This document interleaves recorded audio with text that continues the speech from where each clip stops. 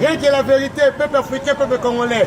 Rien que la vérité. Quand on parle des impérialistes, les alliés bateaux vont traiter biso tiers-monde. Bababoma Mobutu pour le discours à 1973, dans les Nations Unies. Ce sont les Américains. Babatina Kabila Moussé, les pères en Afrique, en Congo, ce sont les Américains. Quand les Américains vont faire souffrir biso. Babin Abiso un pays pauvre. Il n'y a pas de haine en Afrique. Parce qu'il faut exploiter biso chaque jour en génération. L'exploitation va changer comme invisible. Nous allons pour exploiter biso. Tant que nous avons la mission monique, il y a MONUSCO dans la Casa Congo, les alliés pour diviser Congo, pour la Congo.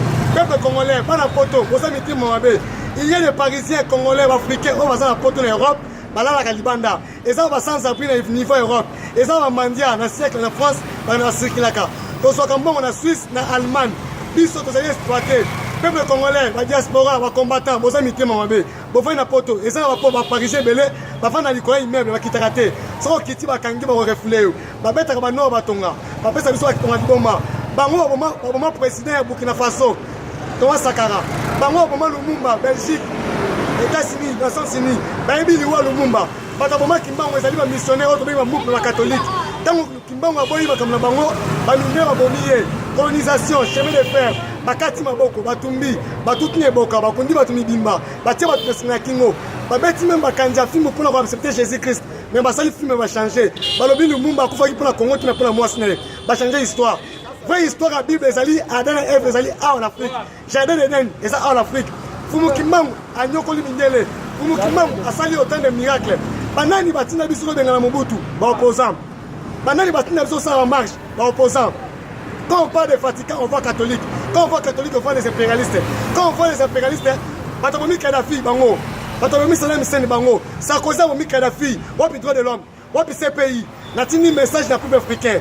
Ceux qui doivent dire que la religion est biso autre, les colonisateur, les colonisateurs, donc on se soumettre toujours à Mundele. Attaque Kabila Longwe. Attaque Bolongoli Kabila. Pas ça qu'on aussi la terre. Ceux qui doivent dire que Kabila Longwe, pas c'est le système européen. Système colonisateur. Autant. CPI, ONI, ce sont des organisations qui ont colonisé les présidents africains.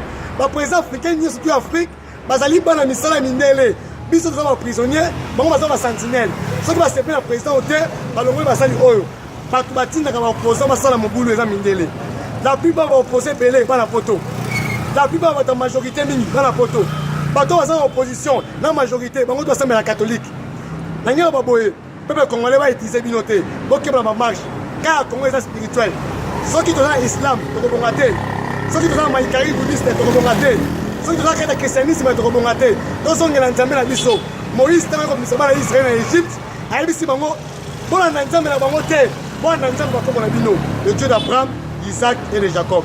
Ceux qui ont ni Monique, ils ont organe et solo côté plein le monde. La paix, c'est vraiment deux devoirs. Bac et aussi, ça dit ma Syrie. Depuis 2011 à 2018, 350 000 morts d'ici qu'on Koufa. Bitumbaya, bande de Gaza, entre Palestine et Israël. Donald Trump, vous avez des problèmes à Moutou. Vous avez la guerre dans le monde. Il faut faire attention. Et qu'on se trouve tant que Bino Mindele, Botique Afrique qui mette, Moto, Maï, ma classe, mon pépé, et qu'on dérange l'Europe. Ceux qui vont Botique Afrique qui mette, Naïbi Sibino, bon moment Thomas Sankara, bon moment Moutama Tcharapoisa, bon moment Lumumba, bon moment Kabila le Père, bon Tina Bissino Piège, ça piège, bon moment Mobutu. Bon, ça, le problème, c'est qu'il y a un Le 4 janvier 1959.